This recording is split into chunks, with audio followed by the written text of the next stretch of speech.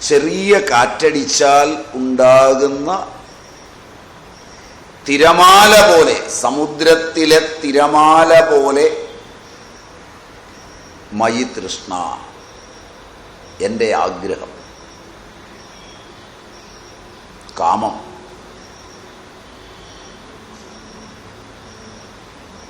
ലോകത്തിൽ ഏറ്റവും അജ്ഞാതമായ ഒന്ന് കാമമാണ്. എന്തിനാണുണ്ടായതെന്നോ എപ്പോഴാണതുണ്ടായതെന്നോ എങ്ങനെയാണ് ഉണ്ടായതെന്നോ എന്തൊക്കെ ഇനി ചെയ്യിപ്പിക്കുമെന്നോ യാതൊരു നിശ്ചയവുമില്ലാതെ അനുസ്യൂതമുണ്ടാകുന്ന ഒന്നാണ് അന്തരംഗത്തിൽ കാമം.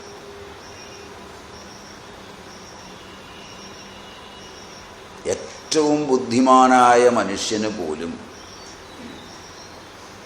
അവനിലുണ്ടാകുന്ന കാമങ്ങളെ അറിയുക പോലും ചെയ്യുന്നില്ല എന്നുള്ളതാണ് വസ്തുത. ചില ധീരന്മാർ മാത്രമാണ് അന്തരംഗത്തിലേക്ക് നോക്കിയിരുന്ന് യാതൊരാവശ്യവുമില്ലാതെ തൻ്റെ സ്വസ്ഥതയെ കെടുത്തുവാനുണ്ടായിക്കൊണ്ടിരിക്കുന്ന കാമങ്ങളെ അനുസ്യൂതം വീക്ഷിച്ച് അവയുടെ ഹേതു, അതിൻ്റെ സ്വരൂപം, അതിൻ്റെ ഫലം, പൂർവാനുഭവങ്ങളിൽ നിന്നും പരാനുഭവങ്ങളിൽ നിന്നുമുണ്ടായ ഫലം, തൃഷ്ണ അല്ലെങ്കിൽ കാമം, പരനുണ്ടായിട്ട് അവൻ അനുഭവിച്ചിട്ടുള്ള ക്ലേശ സമൂഹങ്ങളെ, ക്ലേശ സഹസ്രങ്ങളെ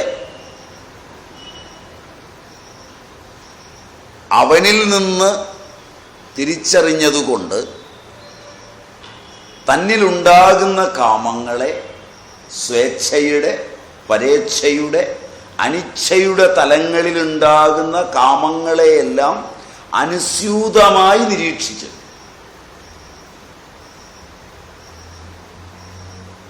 നിരീക്ഷിക്കുമ്പോൾ ചപലങ്ങളായ കാമങ്ങൾ നിരീക്ഷണവേളയിൽ തന്നെ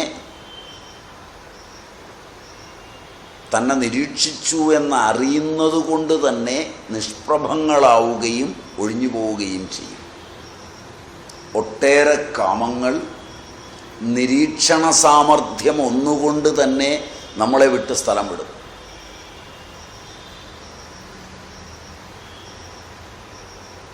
നിരീക്ഷണ ഉത്സുകതയില്ലാത്തവനെ സംബന്ധിച്ചിടത്തോളം ചപലങ്ങളായ, നിസാരങ്ങളായ ആ കാമങ്ങൾ തന്നെ അവനെ കൊണ്ട് കുണ്ടാമാണ്ടിയിൽ ചാടിക്കും.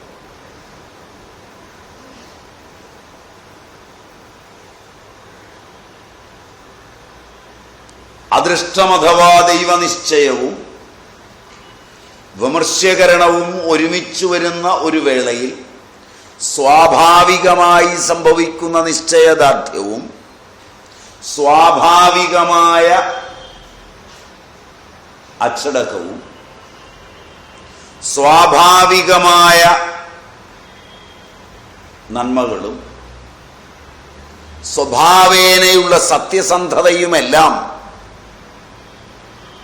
ഒരുവൻ്റെ ജീവിത വ്യാപാരത്തിൽ ഏറ്റവും പ്രാധാന്യമുള്ളതും അവനെ നല്ല വഴിക്ക് നയിക്കുന്നതുമാണ്.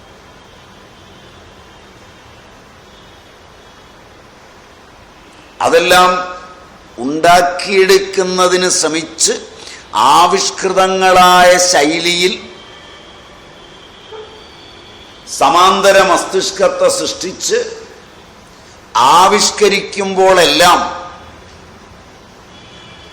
തന്നോട് തന്നെയും ലോകത്തോടും നിരന്തരമായി ഏറ്റുമുട്ടേണ്ടി വരികയും